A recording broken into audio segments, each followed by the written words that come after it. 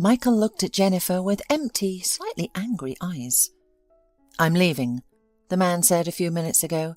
"I've met another woman. I'm sorry, but as you know, the heart wants what it wants. What is there to apologize for?" "Is she your—" Jennifer paused, struggling to find the right word. "Student?" "Yes, she is my student." Michael hastily packed a big stack of shirts, ironed by his wife, into a suitcase and then left for his new, happy life. Fortunately, their only daughter Hannah was at university at this time. But what would happen when she learned that her father, a professor and department head, had abandoned their family for a student who could easily be Hannah's classmate? Jennifer went to the window and gazed out onto the street. 5 years ago, she was filled with joy, and when she and Michael bought this flat on the 20th floor, the feeling of soaring high above always thrilled her. But now it felt as if the weight of the sky pressed down on her so heavily that she could hardly breathe. Jennifer was 45 years old. This is the magical age when a woman can live and enjoy life without much stress or responsibility. Her daughter was already grown, studying at the local university, and even in a serious relationship. Jennifer worked as a manager for a company and had a stable salary. Her husband taught at the same institution where their daughter studied. He was highly regarded by his superiors, and he was working on a doctoral thesis. And now this. Jennifer sank heavily into the chair. She had several friends, but she considered Rita to be her closest and dearest. They had attended school together, studied at the same college, and raised their children synchronously, helping each other with advice. Rita had been a widow for 10 years and had tried to find a favourable match, but each time she failed. The men she encountered were haunted by their pasts, greedy, snored excessively, or refused to accept Rita's son. The reasons seemed endless, causing her to reject one man after another. Rita didn't need any explanation to know that her friend was in trouble. She arrived at Jennifer's place almost immediately. As soon as she entered the hallway, she exclaimed loudly, "What are you doing? Jennifer, are you crying over that worthless man?" "Yes, I am," Jennifer answered grimly, anticipating where her and Rita's evening was headed. "And you're going to help me do it?" "To cry over this jerk?" Rita expressed her disdain and dragged an impulsively sized bag into the kitchen. "Does Hannah know yet?" Rita asked and took out 2 glasses from the cupboard. "I don't think so, otherwise she would have called," answered Jennifer indifferently. Meanwhile, a saucer with sliced sausage of Jennifer's favourite kind appeared on the table. A little later, a dessert plate with appetizingly arranged slices of cheese of 2 different kinds was added to it. A few minutes later, another plate with chocolate broken into cubes was placed nearby. Only then did Rita calm down and sit down next to Jennifer. The woman took out a corkscrew, uncorked the bottle of wine, and quickly filled the wine glasses standing on the table. "To you, strong, stylish, successful." She exhaled the first toast. Over a bottle of wine, all Jennifer's innermost thoughts, which she was usually afraid to voice even to herself, found an outlet in concrete words. 2 hours later, Hannah came back from university, and Jennifer, unable to hide her pain, told her everything. However, for the girl, it was not unexpected news. Hannah had felt the tension between her parents for quite some time.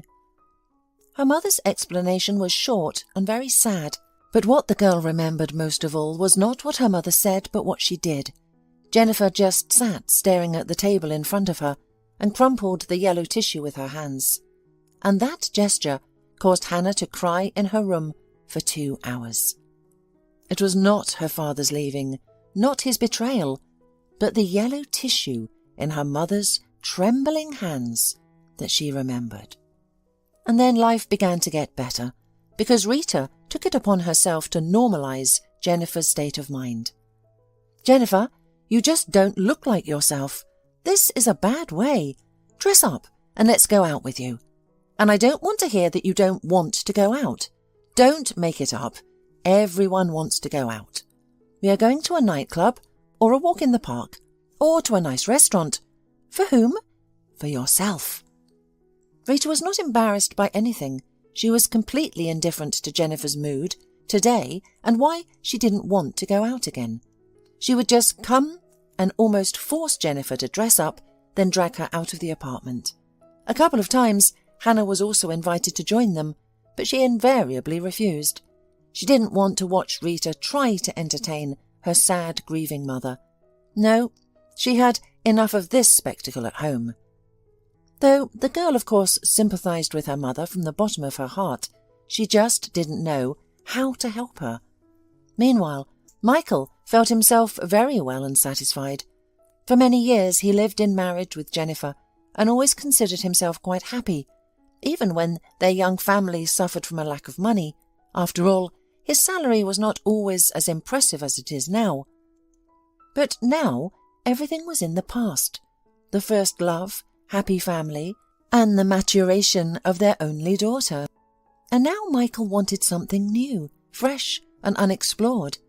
He wanted a new young woman who would be everything to him, the centre of his world, and he found such a woman among his students. Even as a young teacher, Michael had often heard the popular saying that all wives grow old, but first-year students never do. But it was only now, when he was in his 5th decade, that he realized the truth of that statement. Indeed, his wife had aged.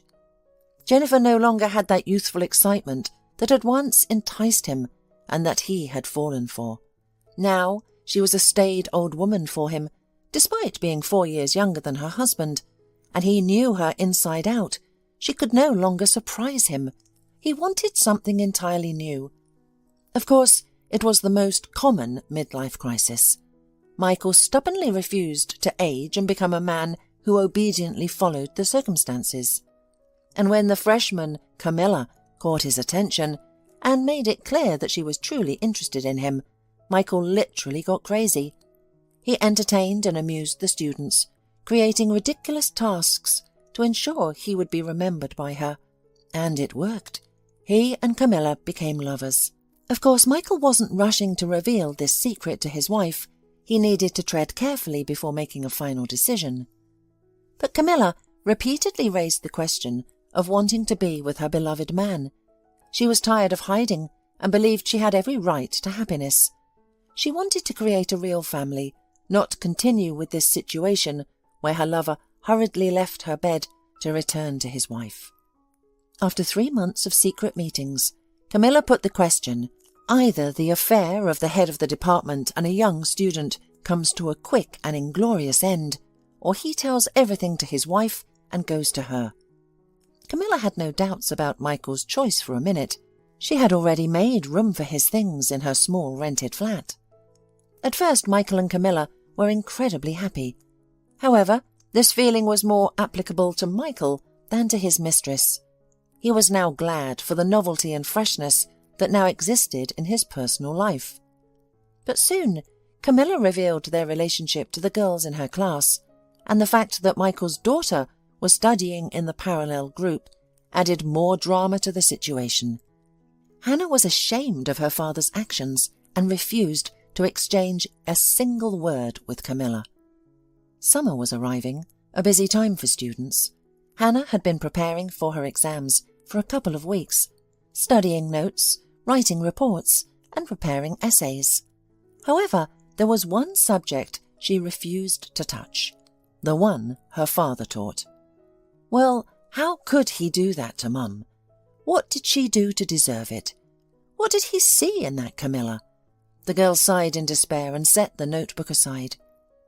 The exam for her father's subject was first, but Hannah lacked the motivation to open the textbook and study. Let him give me any grades he wants, I don't care, Hannah thought with a hint of satisfaction. Just then, her phone screen flashed.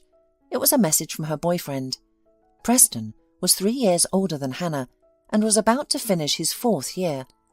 He had big plans for his life, and Hannah was a big part of them. They had been together for 9 months, and they were sincerely in love with each other. Preston offered to meet Hannah in the evening and go for a walk, and Hannah eagerly texted him, "Great," added a kissing smiley face to her message, and sent it to Preston. As for Jennifer, it seemed as if she had forgotten how to enjoy the simple things in life, even though she knew it was necessary. Her entire life revolved around Michael and his needs, despite having a job and hobbies. Without Michael, there was no one left for her to take care of. This realization saddened Jennifer the most, because her daughter didn't require her constant care anymore. So who could she give her love and attention to? Rita, her faithful and ever-present friend, kept rescuing her by countless activities. They embroidered beads with a group of eccentric women, went swimming in a pool with soothing music, worked out intensively in the gym to lose some weight, and even visited a fashionable spa recommended by Rita. Overall, they had fun and diverse experiences, but Jennifer felt completely unnecessary and irrelevant. However, this time Rita had something different in mind. She insisted on visiting a nightclub. "Come on, Rita, what does a nightclub have to do with me?" Jennifer protested. "What's wrong with nightclubs? We can pick someone up there," Rita suggested calmly, resembling the Rock in her composure. "And honey, just keep in mind that you shouldn't dress like you're going to a funeral. Jeans? Of course not. You won't be attractive in that." Rita walked confidently to the wardrobe and swung the door open in one swift motion. "So, what do we have here?" "Well, to tell you the truth, not much. It feels like I've been friends with a real grey mouse my whole life. Not a pretty, lively woman. Knee-length skirts? No thanks. A shirt with a high collar? Save it for visiting your mum. Jennifer, we're going to a nightclub. It's a place of joy, freedom and debauchery. So, here you go."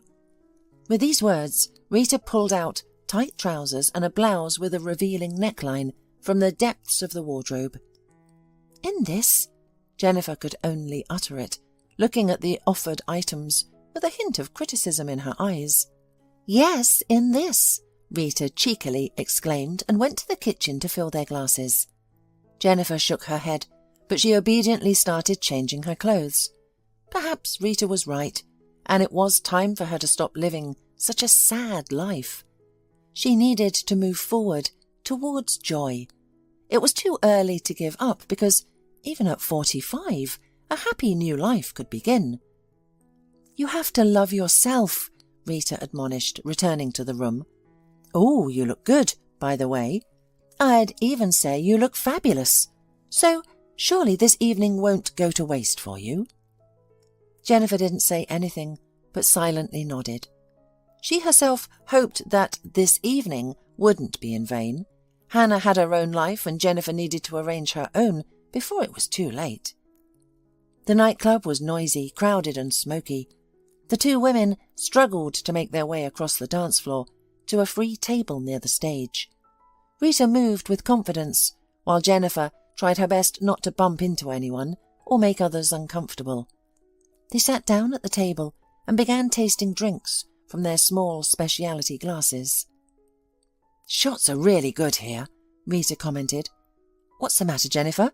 You look like you're dead. Drink it and relax at least a little." Jennifer timidly brought the glass to her lips and smiled. It was truly time to try something she had denied herself for so long, as a decent mother and a good wife. Within half an hour, Rita was already dancing on the dance floor, while Jennifer was still mustering the courage for such a step. She hadn't danced like this in a long time, or maybe she had never danced like this at all. She watched her friend dance in the midst of Hannah's peers, and a sharp sense of the impropriety burned her from inside. However, driven by an inexplicable impulse that she wouldn't be able to explain later, Jennifer stood up, shook her hair loose, and made her way to where Rita was already having so much fun. Jennifer decided to abandon her habit of thinking, analysing, and comparing for at least this evening. The music blared and crashed into Jennifer's ears like a suffocating wave, difficult to swim out of. Nevertheless, she quickly acclimated to the rhythm, and she suddenly moved to the beat of the music with ease, grace, and freedom. Throughout her conscious life, Jennifer had always considered this kind of pastime beneath her, but now the dance floor of this second-rate club has become the perfect place for her to release all the pent-up pain that had accumulated in her soul, to let it go, and to move to a new level. Beside her, amidst the flashing spotlights and strobe lights, Jennifer saw different people. A young girl, no older than Hannah, looked at her with judgment in her eyes. It was clear that she considered such behaviour from an adult woman too frivolous, and definitely disapproved of it. Live your life and be wise and patient with people, Jennifer thought, and maybe one day you'll realise that true freedom has no age limit. At 45, you have the right to dance just as hard as at 20. Suddenly, right next to Jennifer, a young man in his early 20s appeared from somewhere. Arrogant, well-dressed and harmoniously built, the dream of any girl his age. However, for some reason, he decided to show interest not in girls of the same age, who were abundant here, but in Jennifer. Such attention didn't flatter her. Instead, it vividly reminded her of Michael's actions, who had left her for a young student. The age difference between Jennifer and this young man was the same. How could she not be disgusted? The woman decided not to pay attention to him, hoping that he would likely leave her alone. But that wasn't the case. Despite Jennifer's efforts to demonstrate her lack of interest, the young man didn't retreat. On the contrary, he took her hand. Jennifer didn't like it and tried to pull her hand away, but the young man didn't give her the opportunity. He looked at her with an impenetrable, glassy gaze that made Jennifer feel uncomfortable. In despair, realizing she couldn't free herself from this unwanted suitor, she tried once more to pull her hand away, but with the same disappointing result. Jennifer looked around for Rita, who knew exactly what to do with such suitors. But Rita was hidden by the backs of other dancers in the club. Suddenly Jennifer felt the guy trying to lead her off the dance floor. She knocked the guy's hand away, but he took her hand again, this time just above the wrist. Jennifer screamed, but her scream dissolved in the rumble of music. The woman became really scared. If someone had told her a few hours ago that it was possible to forcibly move a woman away from a crowded place, she wouldn't have believed it. But now it was a shocking reality for her. Jennifer tried to resist, but she hadn't expected such persistence from an unknown young man. She struggled as hard as she could, but there was nothing she could do. Jennifer was already on the very edge of the dance hall, and very soon, just in a minute, she could very well find herself in a dark alley by the emergency exit.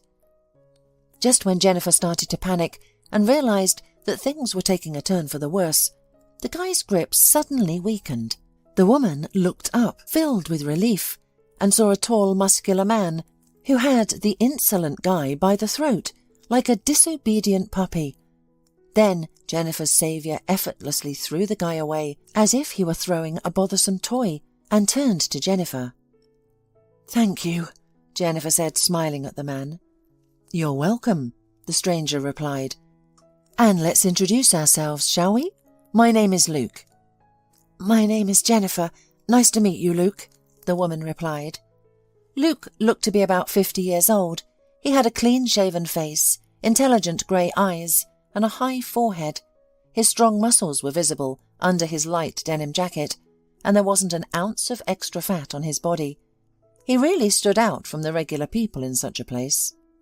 Jennifer belatedly realized that her appearance today, thanks to Rita's efforts, described her as a regular, frivolous visitor to such places. Luke noticed that Jennifer was looking at him and decided to lighten the mood. "So, how do you find my appearance after such a thorough visual inspection? Do you like it?" Jennifer was still in shock. After all, it's not every day that a young man tries to drag you into a dark story. So she answered honestly, without hiding or exaggerating anything. "Yes, I do. Thank you again so much. I don't know what I would be doing now without your help." Oh, it was nothing.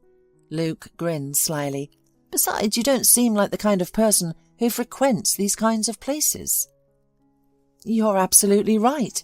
Jennifer smiled contentedly. Actually, it's my first time here. I came with a friend. For the first time? Are you serious? Luke asked. Rita, my best friend, brought me here to try it out. She's familiar with this place. Maybe she needs help too, Luke suggested. I don't think so. Jennifer laughed. She feels right at home here, and she's definitely not someone who can get into such situations. Well, that's a relief, Luke muttered. But it's better to find your friend and make sure she is all right. Jennifer nodded slowly, and they made their way through the dancing crowd to the exit. Rita was on the dance floor, surrounded by several admirers. She was cheerful and happy, and Jennifer realized that Rita didn't need her company for the rest of the night. So she said goodbye to her and went through the dancing crowd towards the exit. Luke followed her. He got a cab, and while they were driving, he told Jennifer a little about himself. It turned out that he had divorced many years ago, had a grown-up independent son student, headed his own company, and, in general, had settled down quite well in life. He ended up at the nightclub purely by chance, and he had a crazy idea to relive the old days. Jennifer briefly shared some details about herself. She mentioned that she was raising a daughter who was already in university, and one more time she expressed her gratitude to Luke for reacting in time to the situation. They got out of the cab near Jennifer's house, and the man looked around the yard and parked cars with an observant eye. "Where are your windows?" he asked suddenly. "Over there," Jennifer said, pointing with her hand to her own windows. Luke smiled and said, "It's Friday, and tomorrow's a day off, and you're home, right? So, at 12 o'clock, you'll see me in this very spot from your windows. If you want to take a walk with me, or visit a place of your choice, come on down. Okay?" "Okay," Jennifer nodded, thinking that no one had ever asked her out so elegantly before. Apparently, a shadow ran across the woman's face, and her interlocutor noticed it perfectly. "Don't worry," he said clearly and calmly. "Everything will be all right. I promise you. We'll go somewhere and just talk, okay?" "Okay," Jennifer nodded guiltily and belatedly realized that she might have offended him with her sad face. It was time to start thinking about how she looked. Lying in bed, Jennifer recalled every moment with Luke. His gallantry was on top level, and he seemed to be taking her quite seriously.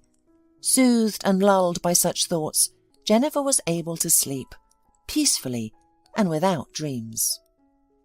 The next day, after a few words with her daughter, Jennifer began preparing for what she believed would be a triumphant date. She carefully chose a charming knitted dress, jewellery and a clutch. She borrowed a nude lip gloss from Hannah. In short, her entire look was meticulously planned. She was tempted to call Rita, but it was clear that she was still asleep. It was unlikely that her friend's evening at the club ended as quickly as hers. Jennifer wondered all morning whether Luke would come as promised, or if he would suddenly change his plans, especially since he hadn't taken her phone number. She saw her daughter looking at her with obvious interest, but did not rush to discuss yesterday's incident with her. Perhaps this man would never appear in her life again. But he did come, exactly at noon. Luke stood at the agreed place as promised and held a bunch of bright scarlet roses in his hands. He looked as if he had stepped off the cover of some very fashionable magazine. Yes, this meeting promised to be a good adventure. Jennifer exited the building with a cheerful and positive attitude, with a determination to conquer the world written on her face, and they set out to conquer it, on foot. And why not, when the weather was beautiful, the sky was cloudless, and a flute sang softly in her soul. That walk lasted a long time, almost the whole day.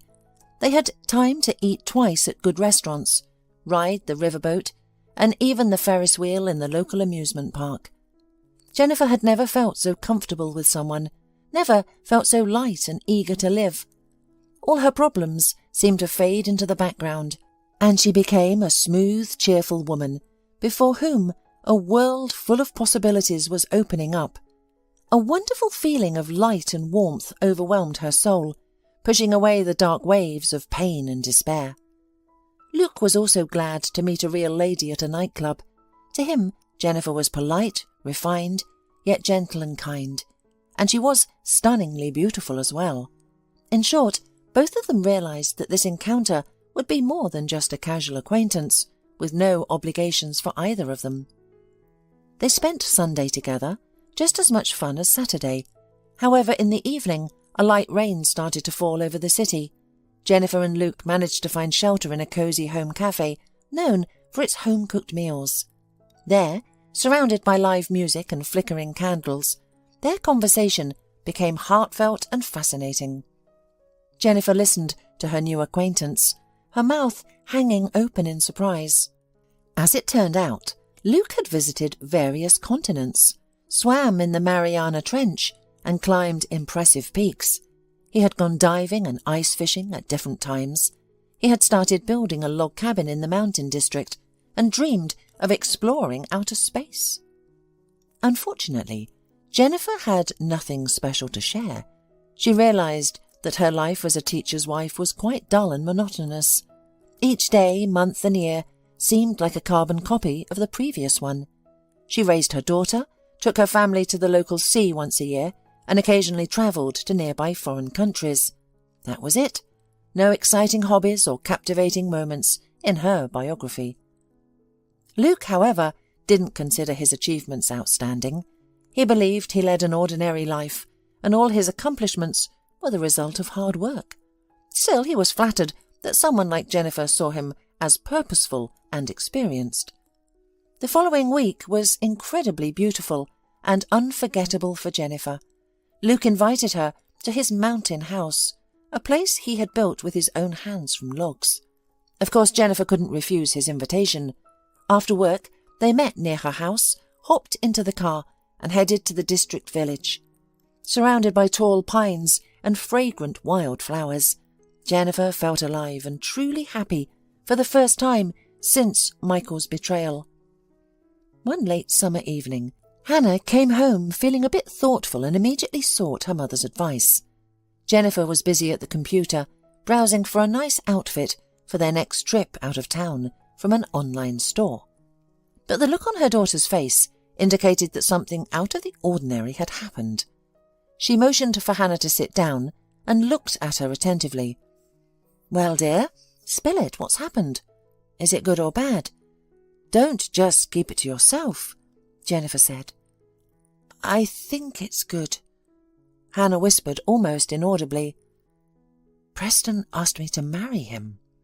"Oh, dear, that's good news. My little Hannah has grown up and is going to be a bride." Jennifer's joy seemed boundless. "That's more than good. It's wonderful," she said with genuine excitement. "Where are you going to live? Does Preston have a part-time job? You said he's a student.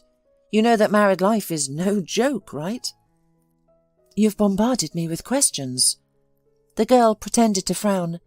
"He understands everything, Mum, don't worry. Preston works part-time at his father's company, and his father has provided him with a place to live. It's a small one-bedroom apartment, but it's his own, so that's not a problem." "Then what is it?" Jennifer's bewilderment reached its peak. "If you truly love each other and housing and income are settled, then I don't see any problems." "You see, Mum, I'm afraid." Hannah exhaled her most frightening confession. "I am afraid that in time it will turn out that my Preston will do to me what Dad has done to you. That I will be disappointed in him, and I won't be able to trust anyone else. You know, they're all so loving and decent at first, and then you know what happens afterward." Jennifer sat silently for a while, and only the clock on the wall ticked off the seconds of silence that pressed on both women in the room. Finally, Jennifer looked at Hannah and said, as affectionately as she could, "Darling, the way your dad acted is not common for all the men, and we can't predict everything. So Just live at the moment and be happy. The important thing is that you have me and I have you, and we will always support each other. Don't transfer your father's bad deed to all men. I'm sure Preston will be a real support for your whole life. And you know what? You and Preston are here for dinner tonight. I'll get Luke as well, and later I'll ask him if he thinks Preston is reliable." "Good thinking, Mum," Hannah laughed.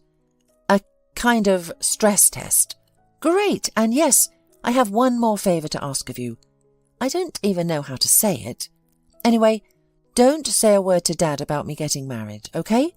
I just don't want to see him at my wedding and hear his fake congratulations. Please, Mum." "Okay, honey," Jennifer promised. She wasn't sure if her daughter was doing the right thing now, but it was her choice, and she was within her right to follow her heart. After all, Hannah was an adult, and it was up to her to make such decisions. Hannah left her mother's room with a light heart. In the evening, Preston arrived on time, dressed up and perfumed, with 2 bouquets of flowers for Hannah and Jennifer. The hostess seated the guest in an armchair and said that Luke might be a little late due to his work. Preston engaged in polite conversation with Jennifer and seemed quite sincere in his answers. Jennifer asked the usual questions in such situations about his childhood, parents, studies, and his career plans. Preston answered thoroughly and with humour, staying within the boundaries of polite communication with his bride's mother. Jennifer liked it, as she believed this was how a future son-in-law should behave. Suddenly the doorbell rang. Jennifer opened the door and Luke came in, holding 2 bouquets. The woman was so happy to see her beloved that she didn't notice Preston's face change. The young man literally jumped up from the chair in which he had been sitting calmly a minute ago and jumped out into the hallway. "Oh, Dad, what a turn of events! I think I've finally realised why you've been so happy and dreamy lately," Preston said with a smile and hugged his father. The evening went wonderfully, and Jennifer was relieved for her daughter because she knew that a father as decent as Luke could not raise a bad son. Meanwhile, Michael wasn't as happy as he was at the beginning of his affair with Camilla. Now the man realised that he was able to truly experience calmness and happiness only near Jennifer. But alas, the choice was not made in her favour, and that decision was wrong. First, an unexpected and serious blow to the man was that his only daughter simply interrupted communication with him, as if there were no years when he fed, taught and took care of her.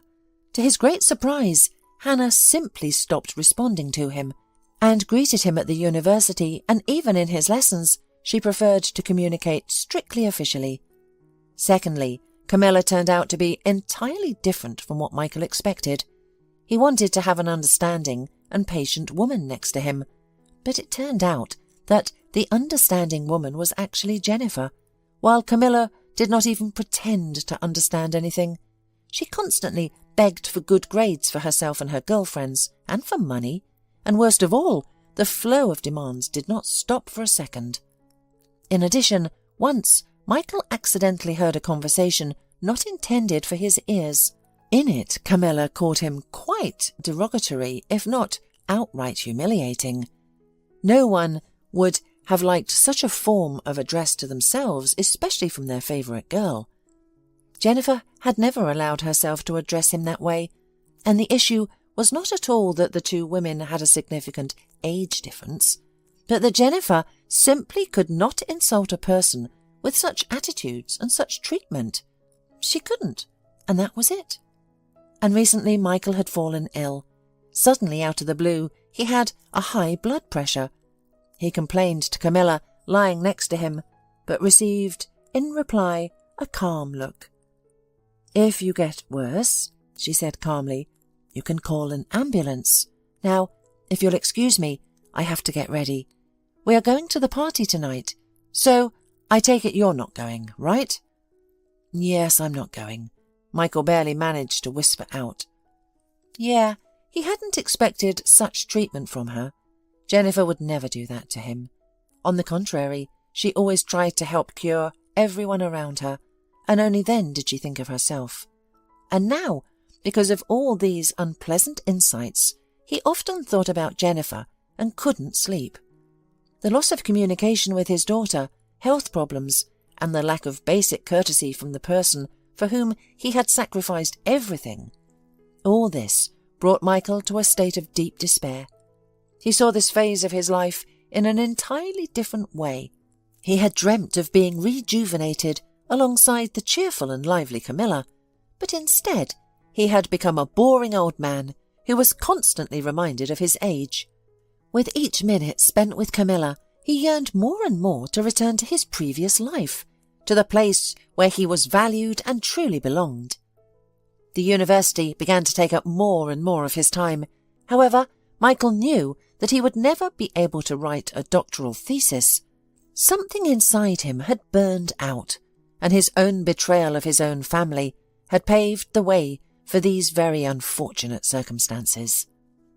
Michael could physically feel himself aging with each passing day. Camilla began to leave the house more frequently in the evenings to spend time with her friend, often staying out until the morning. Michael knew very well what these goings out meant. He had even done something similar himself when he needed to escape from his family to be with Camilla.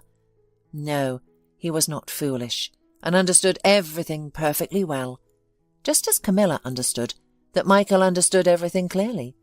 However, she didn't care because she had already satisfied her ego. She didn't need anything more from him, except for money and good grades, of course. As for money, Michael left the spacious apartment to his wife and daughter, but not out of love for them. The reason was that otherwise Jennifer would demand her share of the funds stored in the accounts, and those funds had already been earmarked by Michael for a new happy life with Camilla. So they decided to be fair. Jennifer received the house as her personal property, and he kept the deposits. On one hand, everything seemed fair, but on the other hand, Michael realized that he had miscalculated. Camilla had long insisted that he buy her something significant and worthwhile, something she could take as real evidence of his love. For a long time, he had no idea what she was talking about, and then 6 months later, he discovered that she had been speaking about an apartment for her. This news nearly made Michael sick. He tried to argue with Camilla, explaining that he had already rented a good apartment for them, but she pursed her lips and left the house. Therefore, the hapless hero-lover had to urgently find a place that would be enough to prove his serious intentions and real love, and to buy it in Camilla's name, of course. She insisted on this option, justifying it by saying that otherwise she wouldn't be able to feel like the mistress of the new flat. Needless to say that all the negative changes in Camilla's behaviour occurred right after she became the proud owner of her own personal space. But sadly for Michael, the realization of his own stupidity was too late. Now, the boring man was no longer needed for Camilla, and she lived with him while he was helping her with whatever she asked, especially at university. Their common future seemed utterly hopeless, and Michael didn't need to be an expert to see that. After weighing the pros and cons, Michael decided to reconcile with Jennifer. In his opinion, she should forget everything and forgive him, at least for the sake of their daughter, who probably missed her father deep in her heart. Unfortunately for the man, he had never been so far from the truth. Preparations for the wedding were in full swing. A wonderful wedding dress had already been chosen, light, flowing and snow-white. Jennifer, Rita and Hannah spent a long time picking out shoes and gloves that would complement the beauty of the dress and make it unique. All three had no doubt that Hannah would be the most beautiful bride in the world. The women chose a restaurant with mind-blowing cuisine and good service, along with a toastmaster, musicians, photographer, and videographer. So Jennifer was fully occupied with preparing for her daughter's wedding, but soon she was going to face one meeting. Meetings in life can vary, some unpleasant, some long-awaited, and some unnecessary. Jennifer's encounter with Michael fell into the third category. It happened on a day when Luke couldn't pick her up from work, and she returned home alone. "Hi," Michael greeted her, getting out of his parked car and holding a bouquet of flowers. "What are these unexpected flowers for?" "Oh, it's definitely for a reason," Jennifer thought. She had the strong urge to hide at the entrance, but she dismissed the thought, considering it humiliating. Especially since now, Michael looked different now, like a wounded dog returning to its kennel out of habit, hoping for a bowl of scraps. It was pathetic to witness how far he had fallen. "What do you want?" she asked, trying to sound neutral. "I want to talk," Michael replied, surprised and even offended. I want to come back. You have to understand, Jennifer, I didn't realize what I was doing. I was deceived. This woman, Camilla, she's a nightmare. I don't know how I could have done something so terrible to you. What can I do to make it up to you? Please tell me. I'll do anything. I'll never leave you again, and I'll always be by your side. Perhaps if Jennifer had heard these words earlier, when she was engulfed in grief, she might have believed her husband's lies. But not now, when she had emerged from the depths of depression and had no intention of returning. Jennifer shook her head, indicating her refusal. "Jennifer!" Michael howled indignantly. "You can't do this to me. Camilla robbed me, leaving me with nothing. You can't deny me that we bought our apartment together. You have to let me in. We have a daughter together. Come to your senses, Jennifer." "Ah, now you finally remember that you have a daughter." Jennifer raised her eyes at Michael, causing him to almost recoil. "Where were you when everyone was pointing fingers at Hannah because of what her father did? Where were you when she and I resolved our problems on our own? So please, stop coming to me and trying to talk to me. You've taken your share. Don't bother me any more. Your homelessness is your problem. You're a smart man, Michael. You should have known what was happening, shouldn't you? And now, sorry, I'm in a hurry." With a straight and confident stride, Jennifer passed by Michael, leaving him truly frightened. All this time, he held the belief deep within his consciousness that she would shelter him in case of an emergency. That was the only reason he had recklessly thrown himself into this whirlwind. Jennifer was his backup plan, his insurance against any misfortunes, and now she was behaving like this. "Wait, Jennifer!" he shouted after her one more time. "I've heard that Hannah's getting married. I don't know the details." "Then keep on not knowing," came the reply from Jennifer. Michael was left alone in the courtyard of the apartment building, watching as the door of the entranceway closed behind Jennifer. Yeah, his craving for pleasure had come at too high a price. "As soon as the newlyweds come out, throw the petals right away," the videographer said to all guests and set up a working camera on a tripod. Jennifer looked back at Luke standing next to her. He pressed her hand imperceptibly but firmly, and the woman couldn't resist leaning on his strong shoulder for a second. Finally, the newlyweds walked between the two rows of relatives, acquaintances and friends. Scarlet and white petals flew into the air, and Jennifer watched her daughter and wished that she would be lucky in her marriage. Suddenly, she sensed that Luke was no longer beside her. No sooner had the woman begun to look for him than she suddenly heard his sonorous and rich baritone. "May I have your attention, please?" he asked, and everyone present turned their heads toward him. "So, we have just witnessed the birth of a new family, and new plans, hopes and dreams. However, the surprises are not over for today, and I am firmly convinced that no one is waiting for such a surprise. Many times I wanted to do exactly this, but something always got in the way. Now no one will stop me." Luke took a small velvet box out of his pocket and opened it with a click. Inside, on a cushion, lay a ravishingly beautiful gold diamond ring. It shimmered and drew the eyes of those around her. However, probably most of them could not understand what this box was opened today in honour of. And only Jennifer had a strange feeling in her soul, like when she was waiting for Santa Claus as a child.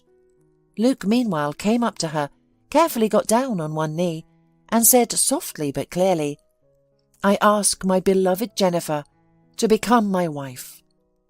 While Jennifer stood, as if struck by thunder, and looked at this picture, someone began to applaud. Then someone else followed suit, and another and another. Soon everyone was clapping their hands. "Yes," she said with tears in her eyes, and it was the nicest music to Luke's ears and his heart.